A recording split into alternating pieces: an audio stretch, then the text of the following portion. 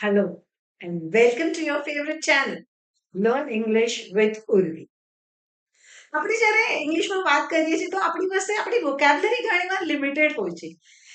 Many a times we feel short of words. Let us take a simple example.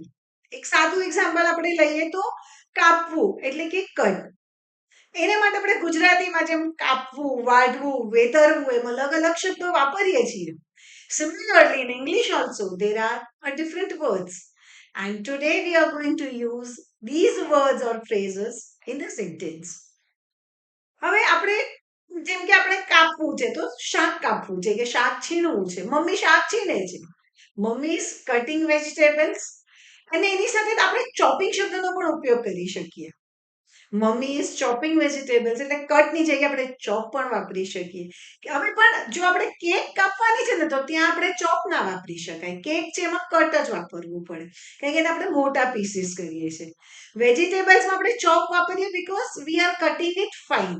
Fine એટલે કે ઝીણું સમારીએ છીએ. તો આપણે વી યુઝ ધ વર્ડ ચોપ.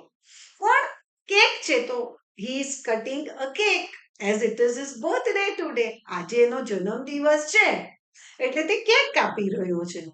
અને કટ છે એને માટે આપણે બીજા કયા કયા શબ્દો વાપરીએ છીએ જેમ કે હવે આપણને સમય કાપવો છે. સમય કાપવાને આપણે કહીએ છીએ કિલ ટાઈમ. જેમ કે મેં રીલ્સ જોઈને સમય કાપ્યો. આઈ કિલ્ડ ટાઈમ વોચિંગ રીલ્સ. અને રાત કાપવી હોય તો કિલ નાઇટ. રાત કાપવી કિલ નાઇટ. જેમ કે they killed night playing cards.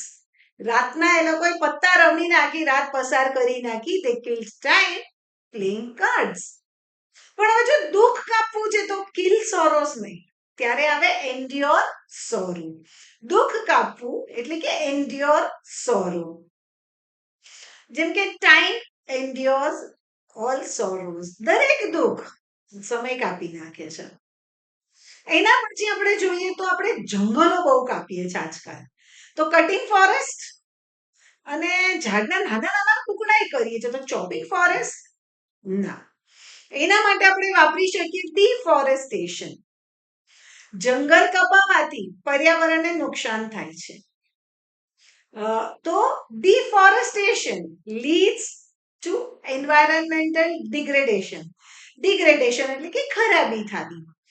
હવે જ્યારે આપણે ડિફોરેસ્ટેશન નો શબ્દ પ્રયોગ આપણે વાપરીએ છીએ specially when you are writing something, use words like carbon print, global warming, UV rays along with deforestation.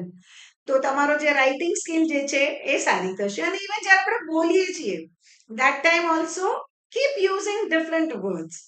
અચ્છા, when you are learning a language, જ્યારે તમે કોઈ ભાષા શીખો છો ત્યારે એના શબ્દોનો જેટલો વધારે પ્રયોગ કરશો, the more you speak or the more you write, more the language will be learned by you.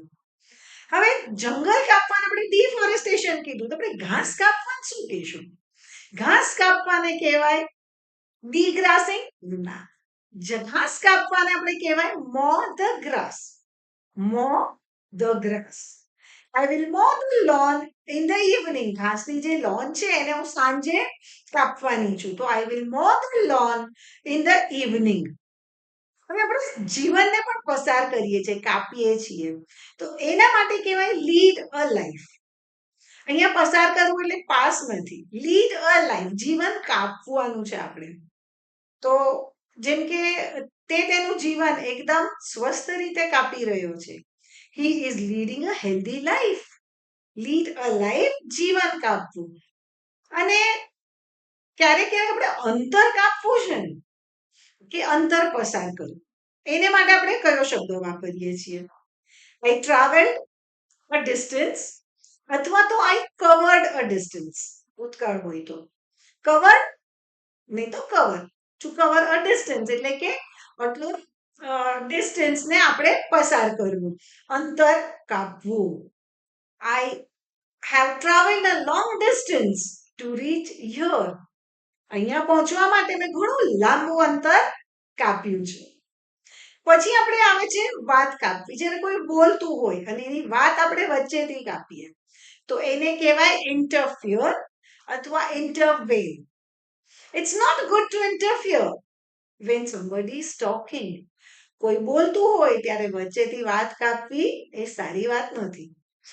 જ્યારે કોઈ એક દેશ કે એક જગ્યાનો સંદેશો છે એને જ્યારે આપણે કાપીએ છીએ ત્યારે એને ઇન્ટરસેપ્ટ કહેવાય.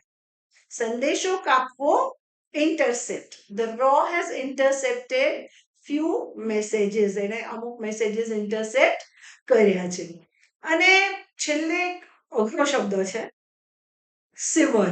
અઘરો એટલે આપણે ગુજરાતીમાં નથી આ અઘરો છે જેને આપણે બહુ વાપરતા નથી અને એ થોડો આપણને ગમે નહીં એવો બી શબ્દ છે સિવર. સિવર એટલે શું કે કોઈ હથિયાર લઈને કોઈકના શરીરના ભાગને કાપી નાખવો. જેમ કે Maharana Pratap used to sever his enemy's head. Maharana Pratap દુશ્મનોના માથા વાઢી નાખતા હતા. કે પછી આજકાલ તો આપણે પેપરમાં બી બહુ વાંચીએ છીએ કે the accused had severed the body parts of the victim. Victim એટલે જે ભોગ બનેલું છે એના શરીરના અંગો કાપી નાખ્યા છે. આ સિવર થોડો ધૃણાસ્પદ શબ્દ છે પણ it is again used to show that something is cut. કંઈક વસ્તુ કપાણી છે તે બતાડવા માટે આપણે વાપરીએ છીએ. હવે આપણે કાપવા માટે ઘણા બધા શબ્દો આજે આપણે જે જોયા એને તમે તમારી રોજની બોલચાલની ભાષામાં વાપરવા માંડશો ને તો તમારા ઇંગ્લિશ પર તમારો કંટ્રોલ બહુ સારો આવી જશે. આવી જ રીતે આપણે નવા નવા શબ્દો નવા નવા વાક્યો જોતા રહેશું. Keep coming to this channel. મળીએ તો પછી આપણે આવતા અઠવાડિયે આવા જ કોઈક ઇન્ટરેસ્ટિંગ ટોપિક સાથે. ત્યાં સુધી keep practising. Bye bye and take care.